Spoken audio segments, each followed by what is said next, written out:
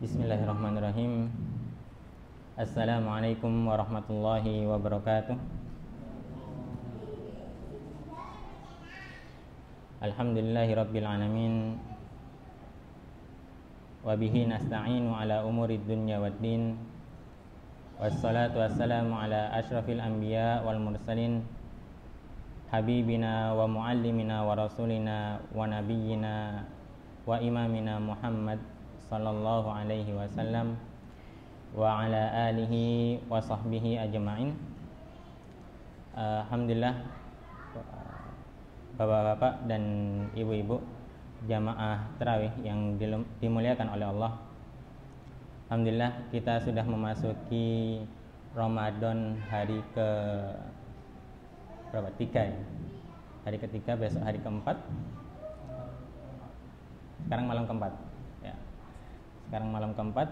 Alhamdulillah, itu artinya Allah masih memberikan kepada kita banyak kesempatan untuk meraih pahala sebanyak-banyaknya.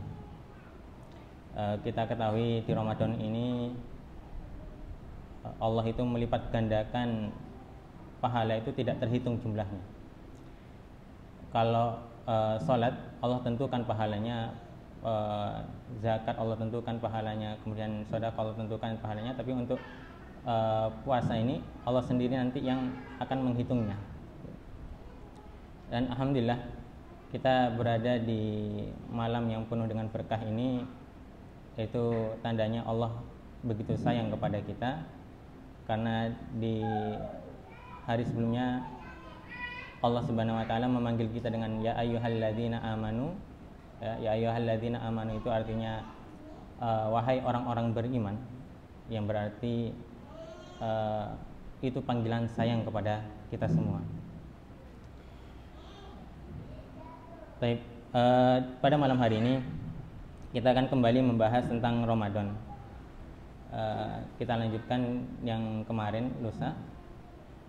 Tapi malam hari ini, setelah kemarin kita membahas terkait bahwasanya Ramadan itu bertahap. Ya. Salat itu Ramadan itu seperti salat. Mereka melalui dua perintah ini itu melalui 3 tahapan. Kemudian kita kemarin juga membahas bahwasanya iman itu kunci untuk melakukan ketaatan atau ibadah yang berat, ya, kunci untuk menikmati ibadah-ibadah yang berat. Nah, di kesempatan kali ini kita mulai dari definisi, ya, apa itu Ramadan? Karena ketika kita mengetahui definisi Ramadan, ya, maka kita nantinya akan menjalani Ramadan itu dengan lebih baik. Kadang-kadang ilmu itu sudah panjang kali lebar, ya, panjang kali lebar, tapi kesimpulan di akhirnya itu bermasalah. Setelah kita cek, ya, setelah dicek kembali, ditelusuri kembali ilmu yang begitu panjang itu, ternyata salahnya itu berada pada definisinya. Contohnya begini, misal ilmu-ilmu yang membicarakan tentang manusia, ya, ilmu-ilmu hari ini yang membicarakan tentang manusia, kenapa kesimpulannya itu seringkali keliru, bermasalah, gitu, bermasalah, ya. Ternyata ternyata setelah dicek, gitu kan, itu sumber kesalahan itu berada di definisinya, yakni definisi manusia itu sendiri. Sehingga akhirnya apa? Kesimpulannya salah, dan karena kesimpulannya salah, maka rusak manusia hari ini. Kita tahu banyak sekali, ya, kita lihat di media sosial, gitu kan, orang itu sudah begitu tega, gitu kan, dengan nyawa orang lain itu begitu tega. Bahkan dengan nyawanya sendiri pun kadang mereka tega, gitu kan. Itu artinya ada yang masalah dengan definisi manusia itu sendiri. Itu semua karena apa? Karena salah mendefinisikan manusia itu apa, gitu. kalau kita pelajari mungkin ya, beberapa ilmuwan itu mengatakan manusia itu hewan, ya. Hewan yang bisa berbicara, gitu kan gitu. Kalau hewan yang bisa berbicara, ya, hewan kita disamakan dengan hewan gitu misalnya. Kalau hewan, kucing itu hewan dan mereka bisa berbicara, ya kan? Karena berbicara itu kan bentuk komunikasi, ya kan? Sama, gitu kan? Mereka berbicara, kita juga berbicara. Mereka tidak paham dengan apa yang kita bicarakan, kita juga nggak paham apa yang mereka bicarakan, karena setiap makhluk punya caranya sendiri dalam berkomunikasi. Nah, dari sini sudah kelihatan tuh sudah bermasalah definisinya, gitu kan, kemudian itulah kenapa ya setelah kita coba buka Al-Quran, ya setelah kita cek di Al-Quran dari awal, mulai dari surat Al-Fatihah, setelah surat Al-Fatihah itu langsung kepada surat Al-Baqarah. Kenapa? Karena di surat Al-Baqarah itu menjelaskan kepada kita manusia, apa sih manusia itu, ya, beserta tugas-tugasnya. Jadi seolah-olah Allah itu pingin kita itu, ya, tahu jati diri kita itu sebagai apa gitu. Sebenarnya kita itu apa gitu, dan tugas kita itu apa gitu, sebelum kita membicarakan tentang hukum-hukum dan sebagainya. Nah, oleh karena itu sekarang kita kita kembali kepada Ramadan. Nah, Ramadan itu definisinya apa? Bapak Ibu yang dirahmati oleh Allah, ketika Bapak Ibu misalkan mendengar kata Ramadan, apa yang terlintas di benak Bapak Ibu sekalian? Puasa ya, Syahrul Siyam, ya, puasa. Ramadan itu puasa. Kalau gak puasa berarti bermasalah gitu. Atau memang lagi berhalangan gitu kan. Baik, Syahrul Siyam misalkan. Maka kita coba dalami. Syahrul Siyam, puasa. Puasa itu apa? Ya. Puasa itu apa? Puasa itu menahan diri. Menahan diri dari apa? Menahan diri dari makanan, minuman, dan syahwat, dan hal-hal yang membatalkan puasa itu sendiri. Ya. Ramadan kita menjadi gagal, ya, gara-gara ya, ketika kita berbuka puasa, ya, itu langsung balas dendam luar biasa. Ya, karena kita ditahan syahwat kita, syahwat makan, syahwat minum, ya, syahwat dengan istri misalkan yang sudah berkeluarga, itu ditahan. Akhirnya apa? Ketika berbuka langsung balas dendam dengan luar biasa. Padahal ya itu masih di bulan Ramadan, ya kan? Siangnya Ramadan, malamnya pun Ramadan.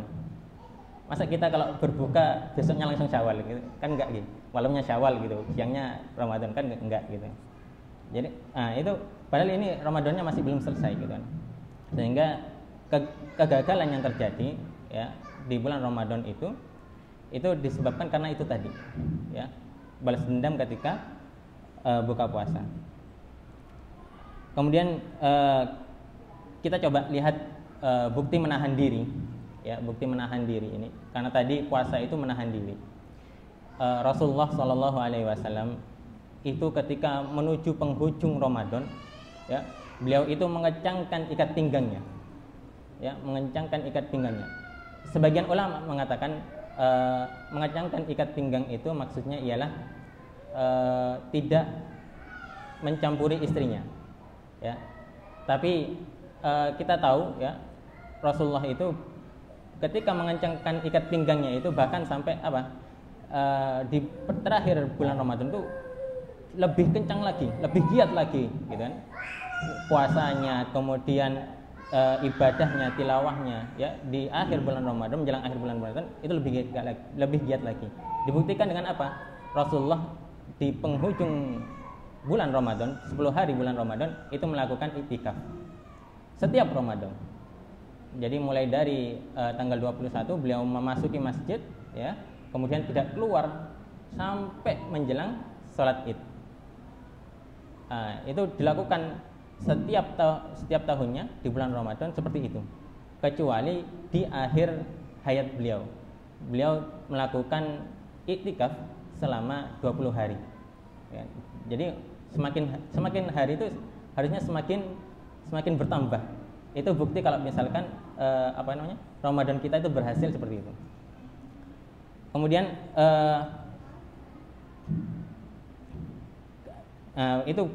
kita perlu mengecek grafik menahan diri kita, gitu kan?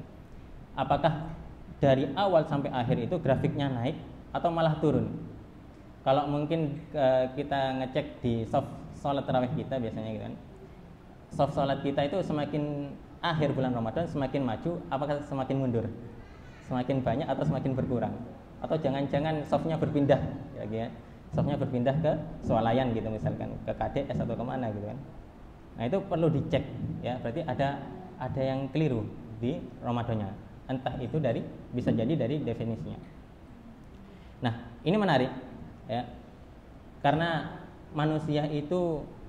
syahwat manusia itu perlu dipasangi kekang, layaknya seekor kuda, ya. Jadi dia itu perlu dipasangi kekang sehingga kapan syahwat ini mau melompat, ya, kita itu bisa narik, bisa memegangi sehingga syahwat itu kembali tenang, ya, syahwat itu kembali terhenti kemudian tenang. Nah, ketika diumbar selama 11 bulan, ya, 11 bulan di luar bulan Ramadan, syahwat itu diumbar, makan minum, ya, apalagi sekarang mulai marak tradisi kuliner, ya, tradisi kuliner ini beberapa orang mengatakan weting tresno jalaran saka kuliner gitu, bukan ya. Ya, jadi ini tradisi kuliner ini masya Allah gitu kan, karena beberapa riset mengatakan bahwasanya konsumsi masyarakat di bulan Ramadan itu justru jauh lebih tinggi dibanding di luar bulan Ramadan. Wah, ini berarti ada yang masalah gitu kan dengan Ramadannya. Karena tadi Ramadan itu adalah definisi Ramadan itu tadi itu adalah syahrus siyam, artinya menahan diri.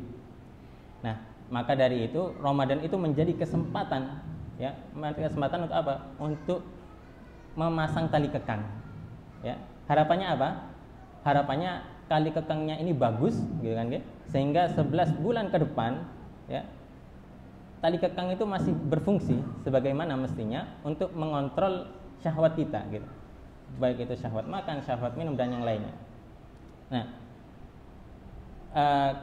kalau misalkan, ya, misal ketika di bulan Ramadan kita mampu menahan emosi, ya, tapi kemudian di luar bulan Ramadan, gitu kan, di bulan Ramadan kita malah mengumbar emosi kita marah, ya, mengumbar rasa marah kita, itu artinya kita gagal dalam memasang tali kekang dalam emosi.